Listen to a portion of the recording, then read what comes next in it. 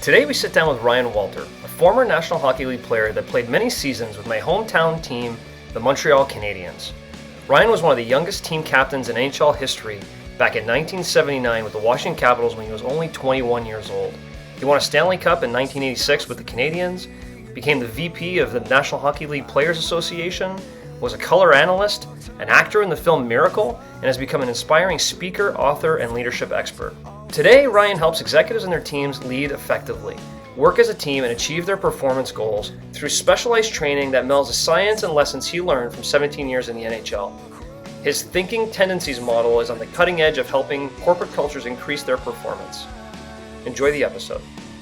Today we have Ryan Walter with us, and Ryan, I must tell you that for me, this is kind of a special moment.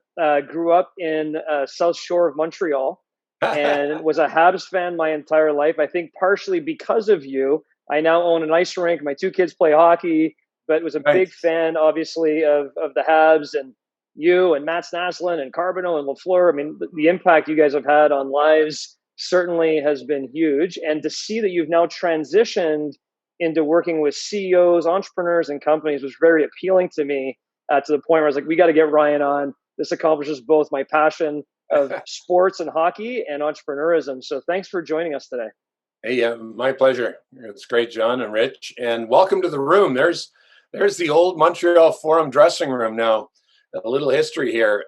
There's some old pads and old skates. They recreated that dressing room up in the Hall of Fame in Toronto. So I took a little picture of it. But you know what's crazy is without, we had newer skates and newer gloves. That exact same dressing room is where we were dressing in the 80s in Montreal. Yeah, the Montreal Forum will never be another one like it for sure. Ryan, can you talk to us a little bit maybe about your journey to start off, but how you ended up where you are today, really in coaching executives and leadership groups? Yeah, a couple words. First word would be curiosity.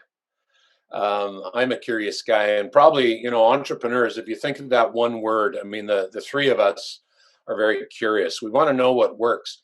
I wake up every morning sort of thinking about this concept. Why does one team win and why does one team lose when we have the same skill and we have the same talent? Right? Like what's the differentiator? And so for me, a big chunk of that is how we develop our team and how we treat our people and how we, lead performance. And so that really got me into that. As a 22-year-old, I was named captain at the NHL level in Washington. And so, I've always been interested in leadership and what works. Went back to school at 45 to do a master's degree in leadership business. And, again, just curious. The other thing that's really fuels my passion here is a couple things. We get to add value to people, right? You see people grow. You see people change. You see people, increase their performance throughout their business. I think the other word that hits me, though, is my number one value, which is creativity. This industry allows me to be creative. We've built 8 brand new models that we do training around. So our 6 mindset model will be the engine of our new book called Breakout that'll come out this year. So it allows my creative juices to sort of get going too. I was always the guy that was in the NHL wanting to tinker with the power play breakout. And right, and unless you're a coach, you don't get to do that. But so I'm a curious guy that has, loves creativity. So I sound a lot like an entrepreneur, don't I? Yeah, absolutely. And I love that, it's all spun from curiosity, right? To what's around the corner, what else can we do? And I'd love to hear real quickly. I mean, if curiosity was when two teams play this game 7, who comes out the winner? What's the difference? What was the major outcome you had of that research? Well, there's a couple things. I mean, game 7 is fun because, there's a couple people think that, let's say you're in overtime in game 7 in a Stanley Cup final. Most people think you got to go harder, you got to push more, come on, get it all out. And that's true. You do, you elevate your game. But I think one of the things that's really important here around COVID that we've been talking about is that teams that are in overtimes, wanting to win game 7, you talk about increasing energy, but sticking with the program, right? Mm-hmm. You don't change your business model in the middle of a game 7 overtime. You just increase your energy towards the process that gives you the win. And I feel like part of that is COVID, right? Like I think many of us have had to pivot. I went from my wife Jenny and I delivered almost 100 training sessions in 2019 in Wow. person. And obviously, during the last 12 months, I have done, almost 80 training sessions over Zoom. Yeah. That's a huge pivot. Yeah. And so there's no doubt we're making changes, but I think the key thing is that you make small changes and then you increase energy. And a lot of people, when they get in pressured situation, they get nervous or they get concerned and their energy goes down. And I see that as the one main thing that we all want to take care of. Yeah, that's a great analogy to this time of COVID when a lot of businesses felt like they had to change the game plan completely versus a smaller tweak and persistence and sticking through it. And that even helps to the point, just keeping to use this hockey analogy, that a lot of times teams will, be leading in the third period, they'll give up the lead, then they'll lose in overtime and their season's over because they're deflated. They're going to try and pivot too hard the next time. And persistence, whether it be in the sports analogy or in business, is critically important. You mentioned something about mindset and a book coming out. Can you tell us a little bit more about that? Thank you. Yes, really excited about it. So we've developed a 6 mindset model. We call it the thinking tendencies model. And we've delivered this to a couple hundred companies across North America in the last little bit. And what it does is it allows people to understand their thinking. The big word in leadership today is awareness. We can't be aware of what we do, we can't change, we can't grow. And so we give people really cool awareness around their thinking, and then we allow them to shift as needed. So in this day of COVID, where think about the news cycles that we all listen to or we watch, or it could be online, could be on TV. I mean, negativity is playing such a huge role in all parts of our lives. Yeah. And if we don't have a process or a frame to actually understand our thinking and then shift it, most of the time people stay in that negative mode. How's your business going to be? I always say to leaders, here's my big top 5 leadership focus in 2015. I'm sorry, 2021 is this: your people emulate your energy. That's it, right? Leadership is about movement of energy. And so if I come in grumpy in the morning and I'm PO'd and upset and angry and I can't believe that, this happened politically or that happened over here, what kind of energy do I expect my people to come with? So I think that's a key component. And we really work, the mindset model really works to help people understand awareness, finally, breakout. So we love this concept. I think it's perfectly positioned for COVID, for coming out of COVID, because we look not only in the 6 mindset model, but I'll just give you the chapters quick. So that's chapter 2. Chapter 1 is awareness. Chapter 2 is thinking. It's the model. Chapter 3 is, I love this one, performance language. At the end of the day, what we say becomes our future. Yep. Chapter 4 is when we dive into team. We call it team energy. Chapter 5 is leadership focus. And chapter 6 is game resilience. So we bring it all together around resilience. I'm curious to marry a couple concepts you talked about where you had increase energy but stick with the program. And then you had talked about your people are going to emulate your energy. And then you talked about this shift in needing a process or frame. What about those days where you don't genuinely have high energy? It just wasn't your day, something happened. How, as a leader, do you, in an authentic way, process or frame that shift to really lead well in energy? Yeah, I love the question. Thank you. I think a couple things come to mind is, John Maxwell says that leadership is influence. And if you could only have one word to describe leadership, he's right. It's got to be influence. But in 2021, I would add a word, if you'll let me. I would say that leadership is intentional influence. I think that to wait and react to low energy is what all the other leaders do, but not us. Right? We have an intentionality around our leadership so that we've actually figured out how to re-energize ourselves when we're having low energy day. So it could be that we're going to go and we're going to get our favorite workout in, right? We have a process to re-energize, or and I say this very carefully, because I want to be authentic, as you mentioned, is sometimes we're going to hide away a little bit. We're just going to go, hey, you know what? I got low energy right now, so I'm not going to share that low energy. And I think that most leaders don't think, and most entrepreneurs get really excited about new and next and shiny and let's do this and let's get over the hill and all of that.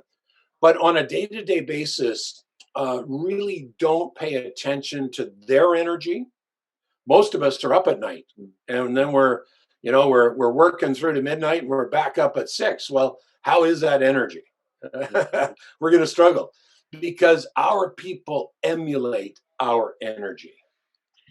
In that, I love that in the react versus kind of proact with energy, and you talked about having a process for it. So really being proactive in making sure that we're highly aware of our energy, making sure that we have a process that will keep energy up throughout the day. What does that look like for you personally? What is your process to keep your energy up? Ooh, love it. I've learned tons in this area. By the way, let me frame all of this around a quote that I saw recently that said, the number one predictor of financial success for most businesses is the self-awareness of the CEO. Wow. Right? The self-awareness of the person in charge. And so that sort of frames everything that we want to talk about, as Rich mentioned, about energy. So I need to know how much sleep I need, right? And I'm 62 years old, turning 63. I like sleep. I'm way better at sleeping now than I used to be. Even though we've got lots on the go, we've got a business we're running. Number two for me is Jenny, my wife Jenny, and I. We walk. We get 10 to 11,000 steps in every day. That's not even a negotiable now. It just happens. Rain, shine, snow, whatever. Right? That's in. We're working on creating a little bit more yoga, a little bit more weights. But I would fess up to you there. I don't get as much there as I need. But the one area that we've really, really improved on is the input, right? What goes into the body is going to come out energy. And so we work very hard at having spectacular food. We pay way too much for it. It's always organic. And that way we can control the controllables around energy. Now you might say to me, okay, Ryan, but what about if someone dies, or what about the emotional energy? And that's a great point. I think sometimes we have to be a little bit intentional, not reactional in these areas, and know that stuff's going to happen, and then actually have some conversation with ourselves around how we should maybe handle that. Finally, from an old timer by the name of Aristotle said this: thoughts are causes. The number one thing that we have to control and understand better is how to control our thinking. And that's why our 6 mindset model is so fun, because now we give you 6 new names that you can actually utilize to adjust your thinking instead of just thinking the thoughts that come into your mind. I'm going to send a radical idea out at you guys, and I think you'll probably agree with me. Most people struggle here. Our thoughts are not our thoughts. What is in our mind it's not our thoughts until we receive them. Give you an example. You ever said to yourself, I'm going to kill that guy? Right? Yeah. Did you kill him yet? No, you didn't kill him yet. Your thoughts are not your thoughts until you receive them. I think most people don't get that concept. Most people think, okay, I'm thinking negatively. It must be just who I am, without actually regulating their thinking and having a process to shift. Yeah, that's awesome.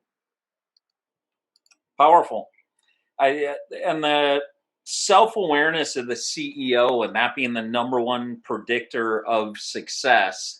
Can you give any tips on creating self-awareness for our listeners or viewers on YouTube who go, oh, that was good. And they're taking notes and go, self-awareness of the CEO.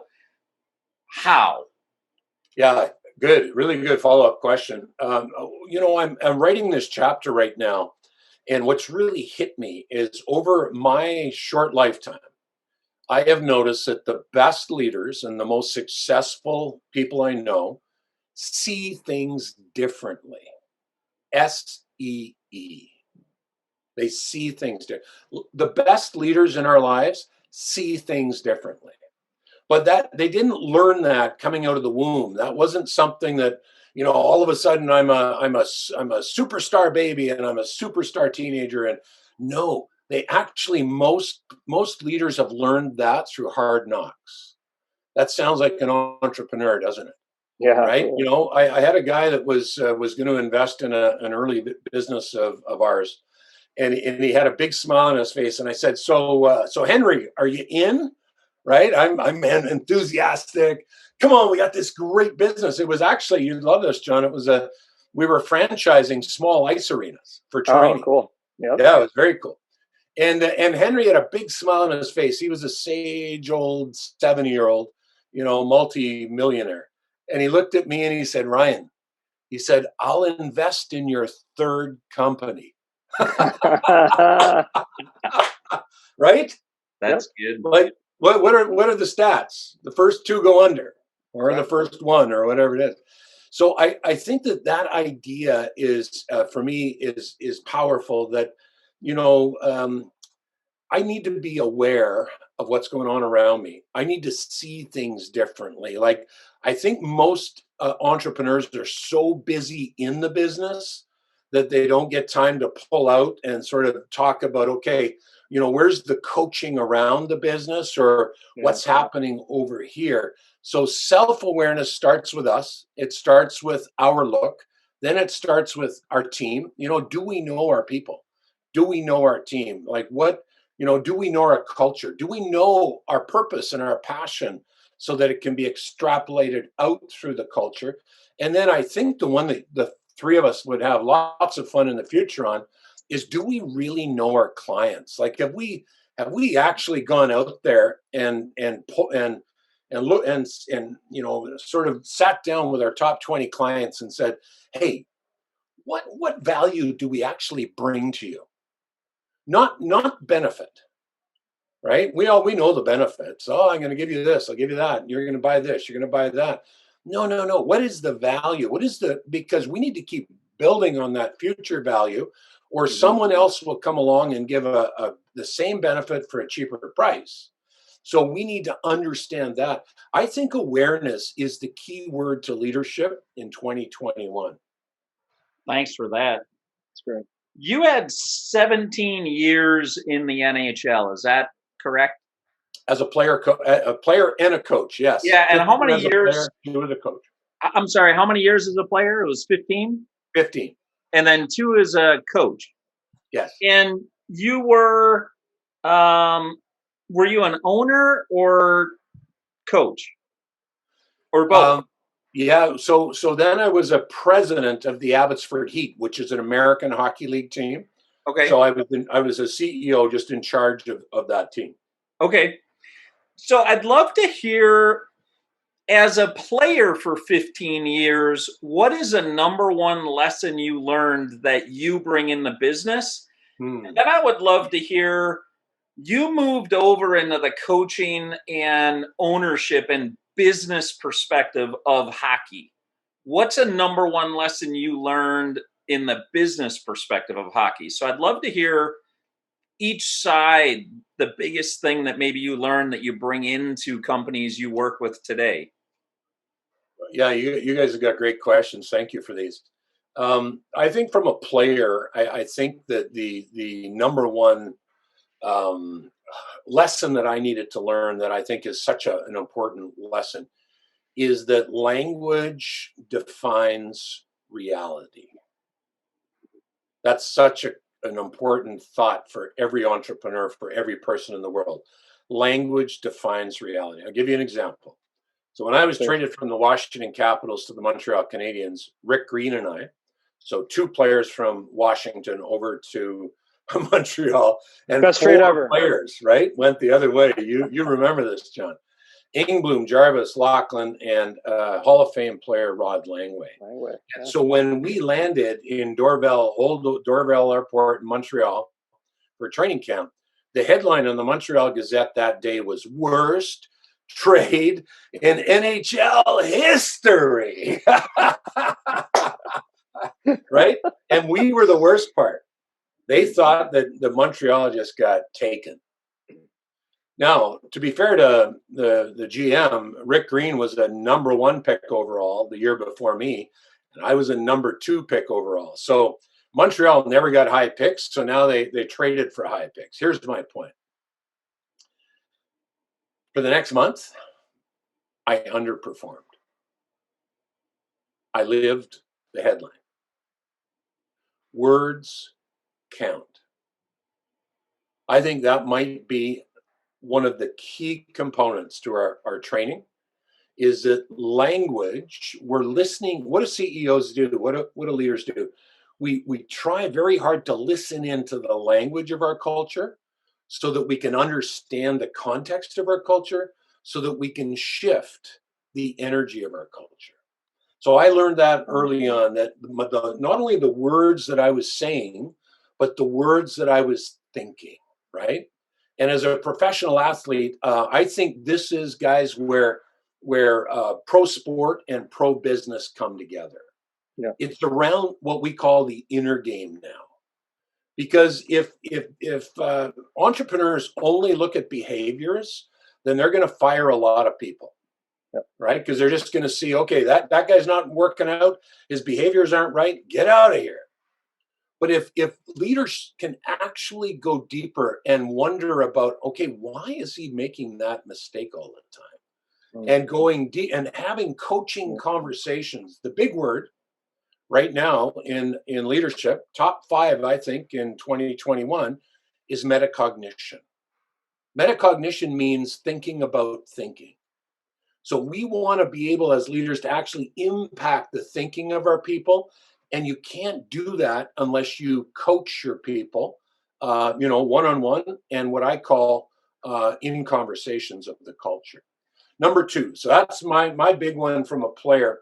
I think from a coaching point of view, I think the big thing that I learned from sort of I guess what I would call being a CEO and being a coach, is probably around culture. Let me give you a quick story to highlight it. Please.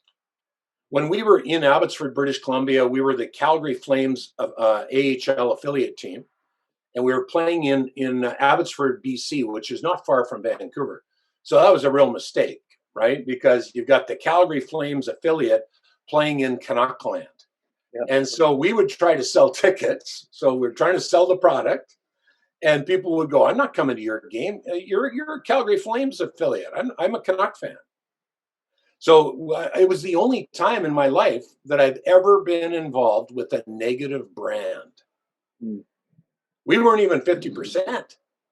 We had to get to 50% before we could sell somebody something. Here's the point.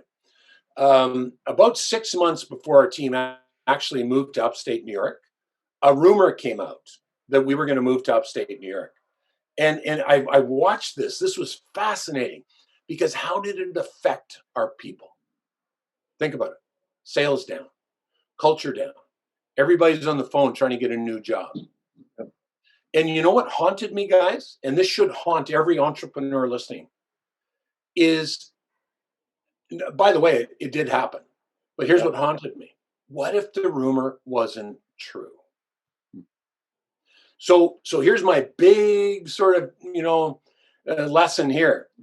Your cultures run on rumors. Whose voice are your people listening to? Are they listening to yours? Are they listening to some guy out in the gravel pit, right, that hates your company? And really what we do with companies is we work through a communication structure to find out, who's listening to who, and do you have, we call them carriers, that are not you, the entrepreneur, that are actually sharing the same message that you need to be shared. So that was a powerful one for me, that your culture runs on rumors, and we cannot take that for granted. Yeah, Ryan, there's so much to go on here. I love how it all ties together between self-awareness, metacognition, words count, and your culture runs on words. They run on rumors. And really, when you talk about, the carriers, really in today's social media world, right, the big buzz is influencers. Like, who are the influencers you're going to pay to wear your brand? It's the same thing within your company. Who are the influencers in your company that are spreading the culture and the values that you're looking to do? Because it always comes from you. You're not always at the water cooler either, Yes. but do you have those influencers that are part of your business? So I love how that all ties together. I want to come back, to something you've said a few times, and it's certainly resonating. Again, if the number one predictor of success for companies is the self-awareness of the CEO, the self-awareness of the entrepreneur, and then we bring in metacognition, and are you thinking about your thinking? What would you recommend as an actual activity or exercise that an entrepreneur can do? Listening to the podcast goes, you know what? If that's the number one predictor of success, I need to make sure I am self-aware. How can I test myself to see if I am? Or what should I be doing tomorrow to be more self-aware?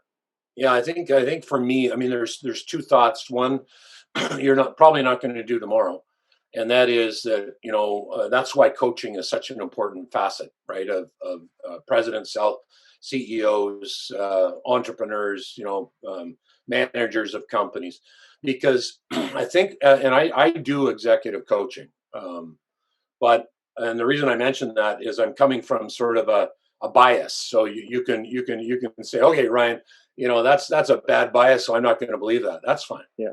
But the idea of coaching is powerful because it gives that second pair of eyes, and that's sort of a third or fourth or fifth separation to look at your business, right? And I what I love doing is I love challenging my CEOs, right? They don't get challenged very often. Most people, you're the entrepreneur, you're the owner, you're the CEO. Nobody challenges you, and so do you have the right perspective? So I think that it won't happen tomorrow, but coaching is number one. I think number two for me, and I've really challenged leaders in the last 4 months, is to journal. And everybody, and all these entrepreneurs, and half of us have ADD, right? So journal. What do you mean journal? Like, I gotta write it down? Absolutely. Yeah. Because in the journal, and I actually let me see if I don't know if you can see that because of my oh, you can. There you go. Like, I take this everywhere. This is just a big old book. There's nothing fancy about that, right? I like plain paper, so I have to buy them from Staples this way. But here's my point. Everything goes in my journal. So, I got to call John. Oh, I'm on with Rich. Whoops. That's a good idea. And everything, it's the number one thing the journal is a brain dump.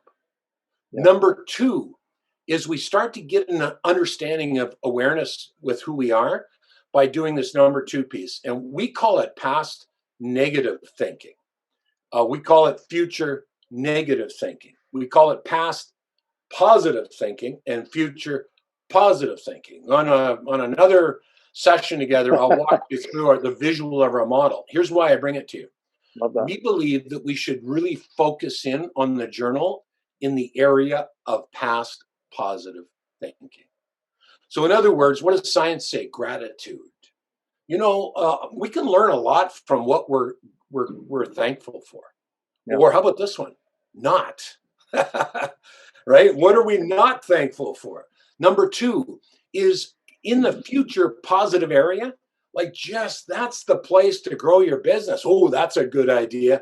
Whoa, I got to hire this lady. She was she was serving a table where I was at a restaurant, and she had a brilliant attitude. Hey, her name's Mary. I'm going to try hire her.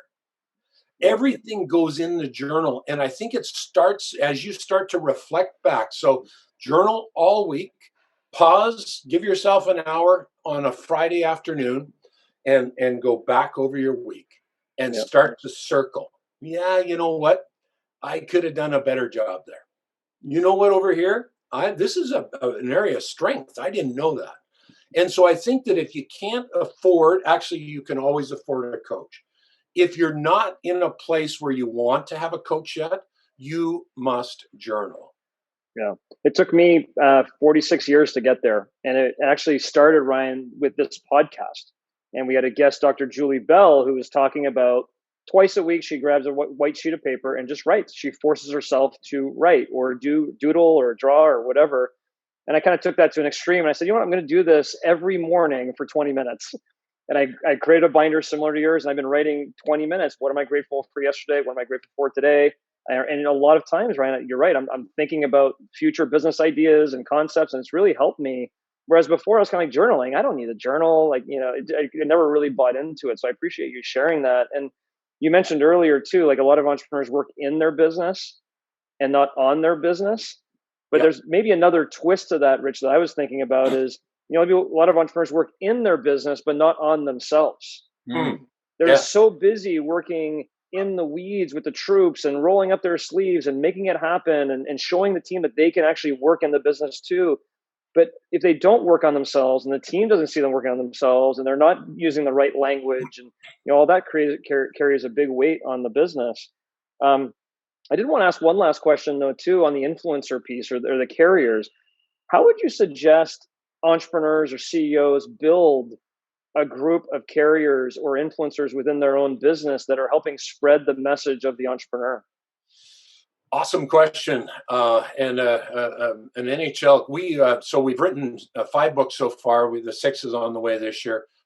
And we've actually had a chance, because we know the industry, to go in and interview 12 NHL coaches. And one of the coaches was Dave King. And Dave King's a very interesting coach because he's one of the few coaches that never played at the NHL level. He came in as a non-player, and that's not an easy thing, right? Because, players go, hey, you don't know what's going on. Dave found out early that his voice was not enough. It didn't have enough influence. My wife, Jen, and I do a lot of work with leaders around this idea of credibility, right? Credibility, without credibility, you cannot lead. So how do you get credibility? And what Dave did is he actually brought in 4 of his players. So the captain for sure, an older defenseman that probably has good influence with a certain group in the room. Could be a backup goalie. It could be, a second line centerman, but people with influence throughout the room. And so as an entrepreneur, people with influence throughout your organization. Yeah. And then what he would do, he did a really cool thing. He would bring them into the room and he'd look at the group and he'd say, okay, you guys, I'm going to give a speech. I've got to talk to our team tomorrow. What does our team need to hear? Isn't that good? Yeah. Instead of jamming it down, okay, you guys, here's what, I want you to support. I think we have to do this. And they would give him, the feedback around where the culture was at, what the team needed to hear. Did they have confidence at that point? Were they a little bit shattered? And here's the point. Dave said to me on the interview, he said, Ryan, what's hilarious is it was almost always verbatim what I would have said anyway. Exactly. Right? So then Dave goes in. This is a cool thing he says. He says, Ryan, every time a coach goes through the door and gives us 3 points, we all give 3 points, right? Yep. And so you give the 3 points. He said every single time, all 3 of those points would fall on the floor. Because he said, when I turned around and I went out the door and closed the door, what happened in the room after I'm gone is reality. And that's your entrepreneurs, that's your CEOs. And here's what Dave said at the end. I decided halfway through my career that I couldn't do this anymore, is that I had to have influence that was deeper than me. And he said, the beauty of setting up carriers is when your message falls flat on the floor, the carriers pick up the message and deliver it. I love that. I mean, that is so profound for entrepreneurs, because a lot of time entrepreneurs just want to go, go, go, go, go, and have their, like a hockey coach or any coach, give the 3 points and think that it's being heard and bought into. And I think earlier in our career, Rich, we learned about the concept in a little bit of a different word, which was the illusion of input. Even if you knew what you were going to tell your team, if you gave the leaders the illusion that they had the input into what you were going to say, it receives so much stronger. So what a great example of Coach King there, Rich, that I think is something we learned earlier on in a different way that is very powerful. I love hearing that story. Absolutely. I want to tap back into one of the things that you said early on, Ryan, where you talked about why does one team win and one lose? And then you followed up and talked about developing team and treating people. The reason I want to tap into that, we had a guest on the podcast a few weeks ago who wrote a book that essentially identified that businesses are prioritizing profit over people in the back rooms at times. Yep. So when you come on and you go, here's why teams win and lose, and then next you talk about developing team, treating people, I just want to hear you expand on what that is in the business environment in treating people, or maybe prioritizing both people and profit. And just want to hear what your thoughts are when you hear that. Yeah, it's really good. So let's start at the top. And both of you have said this, and it's so true. And I think it's John Maxwell again that probably says this. And I like what he says there. Is that the idea of growth? So let's talk about growth. This idea from a leadership perspective is, if you and I grow ourselves to be a 6 out of 10 as the leader of the business, our team has a chance to be a 5. But if we can grow ourselves to be an 8 out of 10 in the business, personal development, our team has a chance to be a 7. And I just think that's such a powerful illustration for people. Is sometimes it's not even the business growth, right? It's the development of the person. The other thing I'll fire at you, because I'm writing right now, I'm starting to sharpen up my language. I've sort of learned over the last 20 years that people don't like to be changed. Yeah. So I don't use that language anymore with people. Change the business model, change the location, change whatever you want to change. The culture. Grow people. Grow people. Words count, right? And then finally, and just to sum up some of the stuff that, some of the questions you guys had, I had a friend of mine who's a very, very good entrepreneur up here in Vancouver, Canada. And he actually, I don't know what he paid. He paid, tens of thousands of dollars to have John Maxwell come up and spend a day with him. Might have been hundreds of thousands. I don't know what it was. And Maxwell gave him one thing so he told me, and I want to share it with you, because I think this makes a lot of sense to entrepreneurs and to leaders of companies, but most of them don't sort of focus there. And here's what Maxwell said to him. Workers will always work for thinkers.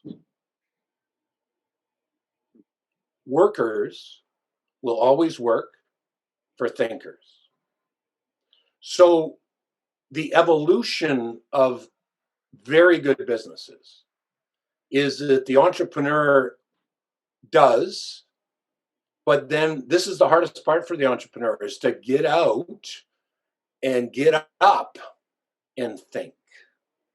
And so the question is, you guys asked about, how do you become self-aware? The question is, how much time have you actually put in your calendar to get away and think.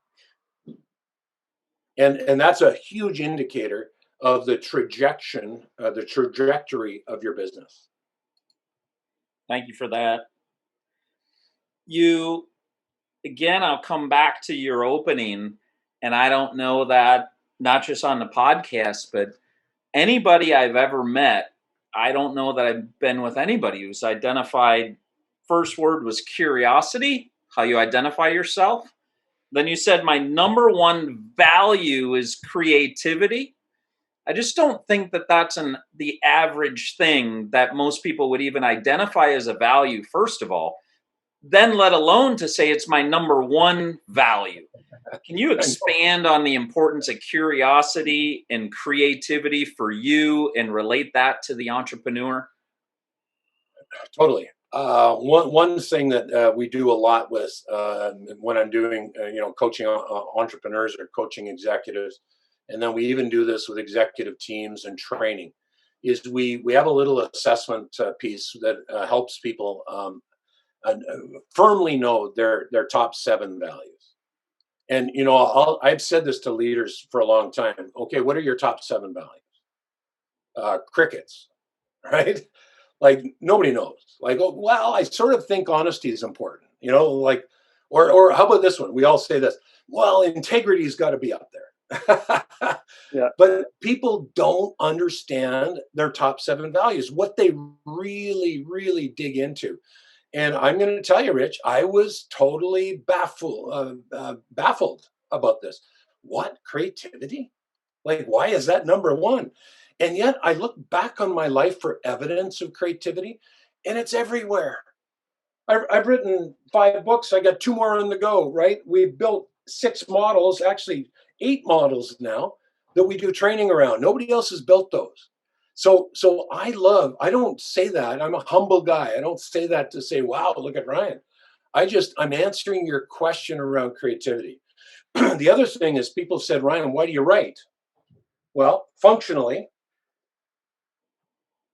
you want to write books? Get a journal. It all comes out of here, right? That's how you write a book. Number 2 is, from a writing point of view, why I write books? Because I get full. Last year I on Audible, I read 42 books. Right. So I get full, right? I'm into neuroscience right now. I'm into that type of stuff. And I get full and I think, ooh, I wonder if I could help somebody with a little bit of a context change. So I think that for me, creativity has been really, it's been a joy understanding that I don't have to be John and I don't have to be Rich. I can be Ryan. And part of Ryan is curiosity. I don't know where that came from, but I love looking at, well, how does that work? And how did the coach get that out of the player? And ooh, that's cool. What if we did that? Right? Like I sound like an entrepreneur. I sound like everybody that you guys talk to, right? Yeah. Because we're all tinkering. But then this creativity part is sort of fun because I can sit down at my desk now and go, okay, there was one thought that Rich and John gave me, right? Not questions, thoughts. And I want to expand on that.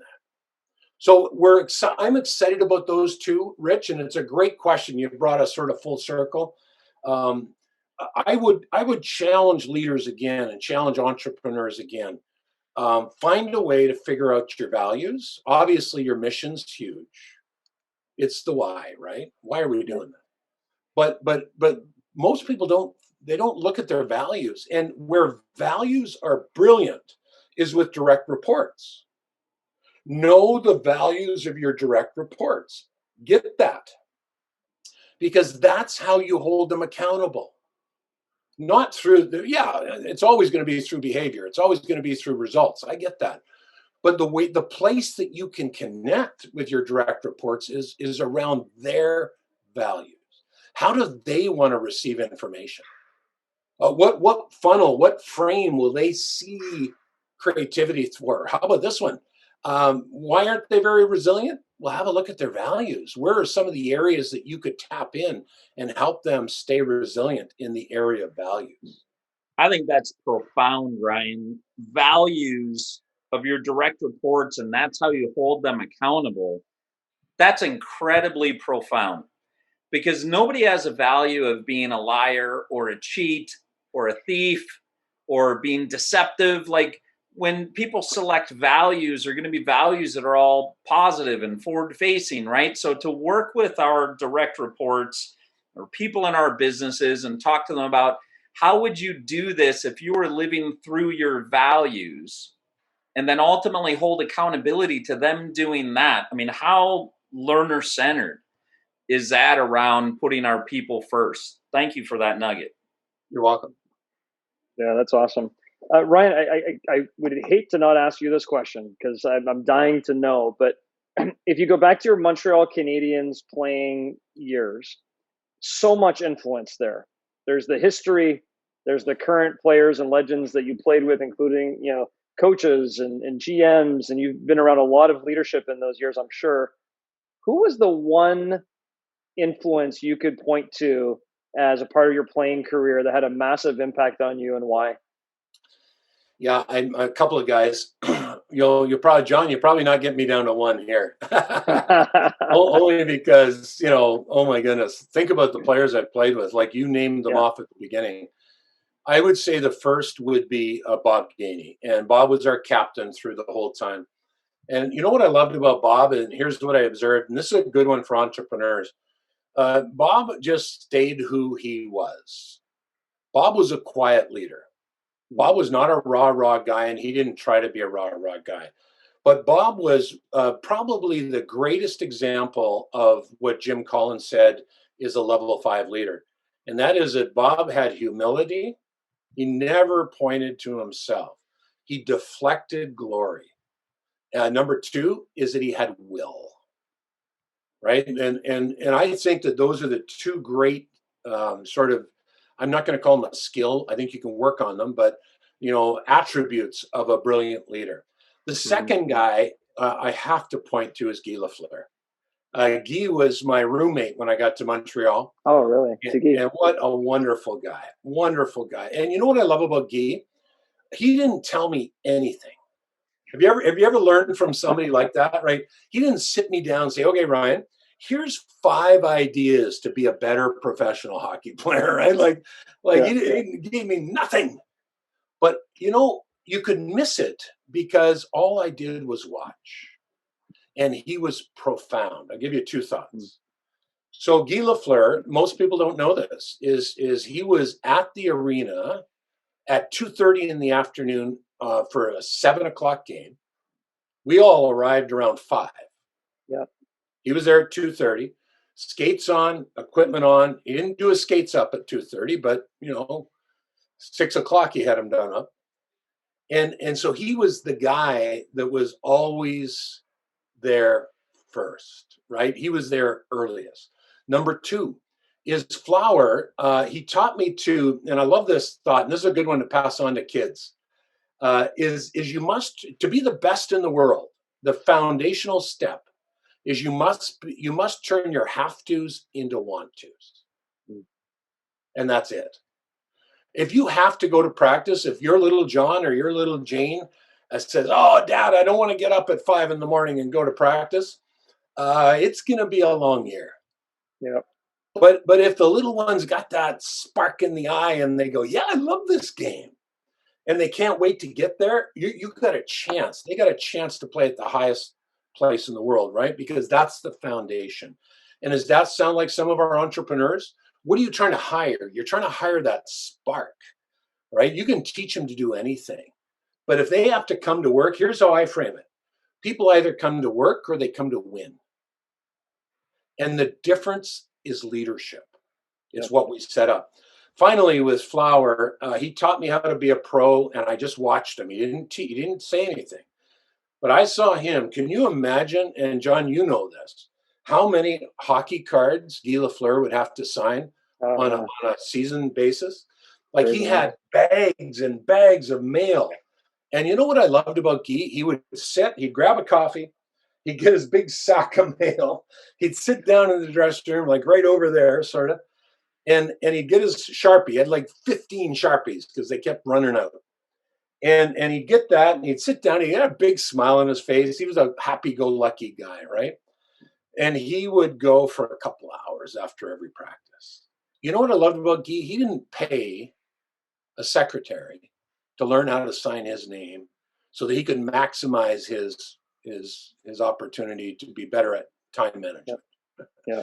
This was purpose for him.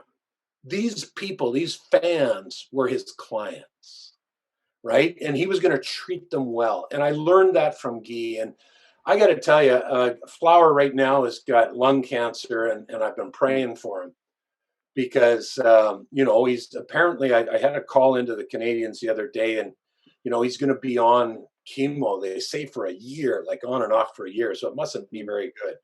But I'm just, this guy influenced my life without saying a word. Yeah. Well, I can speak to the influence you guys all had on us as growing up, right, in Montreal. I remember, I don't know how old I was. I must have been 6 or something. I don't remember how old I was.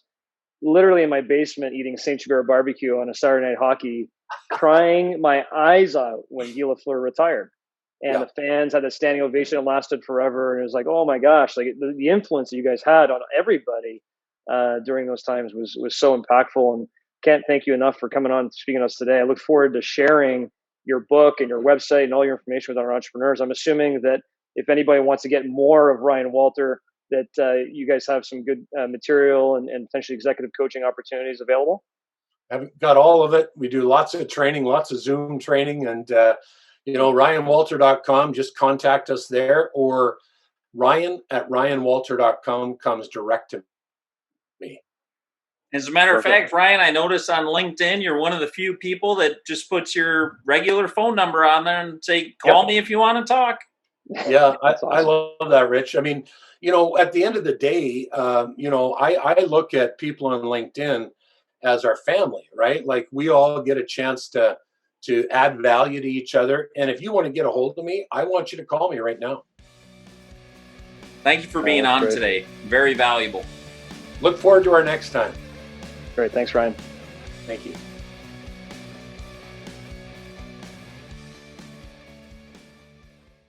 Rich, that was a true pleasure for me, being a Montreal Canadiens fan my whole life, having Ryan on. I'm thoroughly impressed with, a lot of people when they're done with their careers go on to keynote speaking. Ryan's won some Stanley Cups, and the fact that him and his wife together have really jumped in to filling themselves up with content and leadership knowledge and values knowledge. And I mean, I'm totally, Ryan used this word full a lot. I'm full of information coming off this podcast today.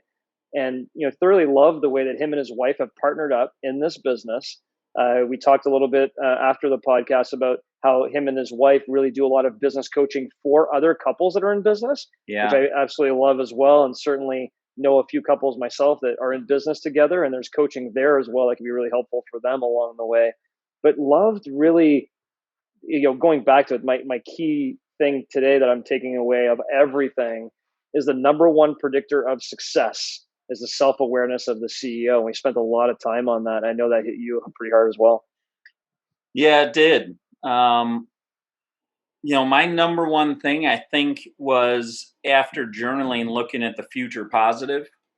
I'm a note taker. Like I take notes in part because it helps me pay attention. It helps me listen. It helps me not rehearse what I'm going to say next, because I can be really present when I'm hearing what I heard, and I take notes, not just on the podcast, just in all my professional life anyway.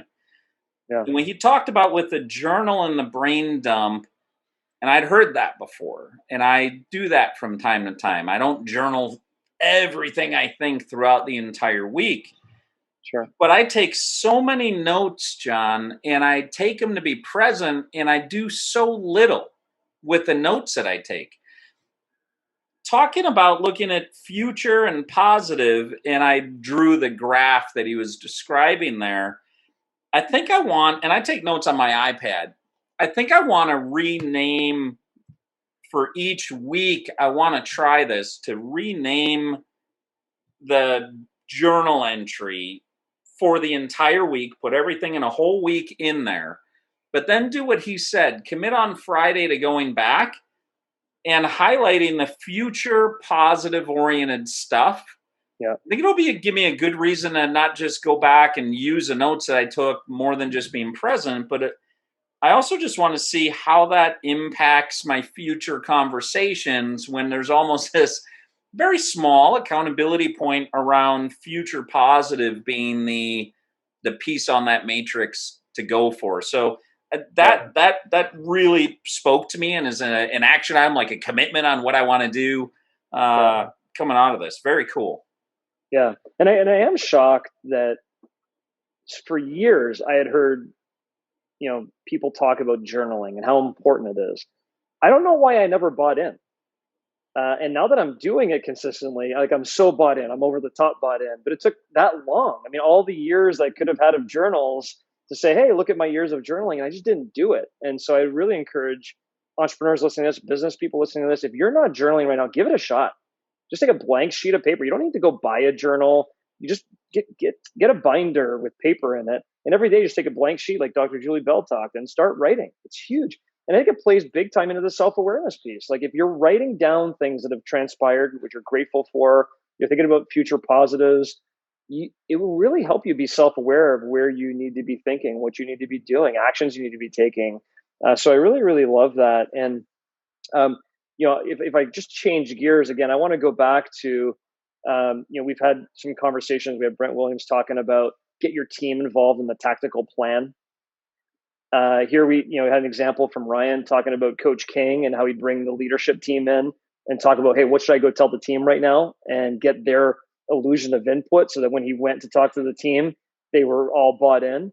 And I think that's something that I didn't really ever think about in the context of entrepreneurs and businesses and leaders, is getting those influencers, strategically getting influencers on your team that are bought into the plan before releasing the plan, to then help support the plan going forward. Way too many times there's closed door meetings, the managers all come out and they say, okay, here's what we're doing. And they don't really get enough influencers spread out throughout the organization that are spreading the message, are supportive of the message. So when there are negative rumors going on, they can squash them and go, no, this is good for us. This is why we should be doing this. I think that's a big piece to controlling a little bit the culture of your business, and not letting rumors and water cooler talk or whatever take your culture off kilter. Interesting. When you say that, controlling of the culture, one of the things we heard from a recent guest was that you as a CEO don't set the culture. You set up the architecture, and your people then create that culture. And I think that's exactly what you're just speaking to. Like, that's some of the architecture. Is part of the architecture should include what you had, I think, correctly identified as influencers, what he called as carriers. Mm-hmm. Part of the architecture should include who are the influencers or carriers in the business who I want to have say things that are positive about that architecture in my absence. Yeah. I think that's very important. One last thing I want to highlight that, although it wasn't new to me, it was a great reminder, and I loved him saying it, was asking the question, what does a team need to hear? It's so easy to get wrapped up into, what do I need to say? And you jot down your notes before you go into the meeting, and you're like, here are all the things that I need to tell them. Instead of thinking, what do they need to hear? And putting yourself, just displacing your mindset into the mindset of somebody listening to you, taking on those emotions and crafting the message. And how do I want them to feel when they're done with that conversation? What do they need to hear in order to feel like that? And then coming back and saying, okay, what do I need to tell them now? Yeah, it's funny because we cover so much content here that sometimes I get so full of some components we're talking about that you miss stuff in conversation. And one of the values of these outros is exactly what you just covered, because I missed that a little bit in this conversation. But that's a huge point. What do they need to hear is it's just a twist of language. Yes. That has the receiver of that language. They may even tell you something, well, they need to see you say this or do this or feel this way, versus what do I need to say exactly? Right? Give me the words. There's much more emotion into what do they need to hear. Another example of how deep this was, you said twists of language. That made me think if you said language defines reality. Exactly. Like, man, we could keep going on this. Like, so many connecting points. This was so thick of a Yeah.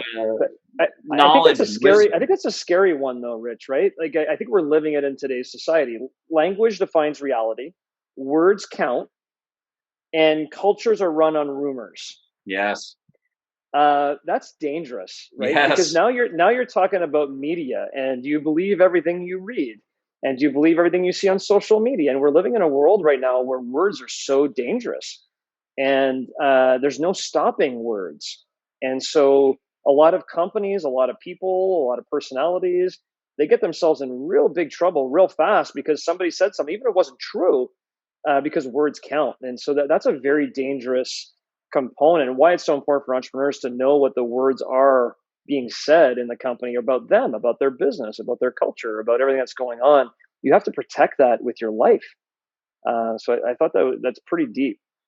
You know, an example recently of the language that defines reality, I was having a conversation, I think it was earlier this week, that somebody talked about a direct report of mine, and they said something about that person working for me. And I said, hang on a second. I'm not trying to pick apart your words, but words matter. And I want to be really clear. They don't work for me. I really have the privilege of working with them and helping them do the work they're doing for themselves that's fulfilling to them. And they make decisions about their own work. Like I don't think through all the things that they do. That's their job. That's their work.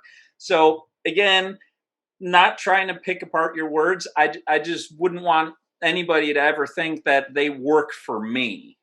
Yeah, there's even a worse one. There's even a worse one than that, right? When you hear someone says, "Do they work under you?" Right. That one always bothered me. But right. In closing too, there's another piece that I think was kind of a little bit of a wordsmithing that kind of caught my attention, which is, entrepreneurs work too much in their business, and you automatically think that I'm going to say next, which is entrepreneurs should work on their business. But what Ryan was really saying is entrepreneurs work in their business and really not enough on themselves. Totally. And if you're going to be a 6 out of 10, then your team's only going to be as good as a 5 out of 10. But if you work on yourself to get yourself to be an 8 out of 10 or a 9 out of 10 or 10 out of 10, then your team's going to be stronger because of it. And that's really working on your business. So stop working in your business and start working on yourself to be a better leader of your team. That was pretty profound in my mind. Yeah, that's great. And you highlighted that in the podcast, and that was one of those that I missed in the podcast. And I took a note on what you said and how you really crystallized that. Totally agree.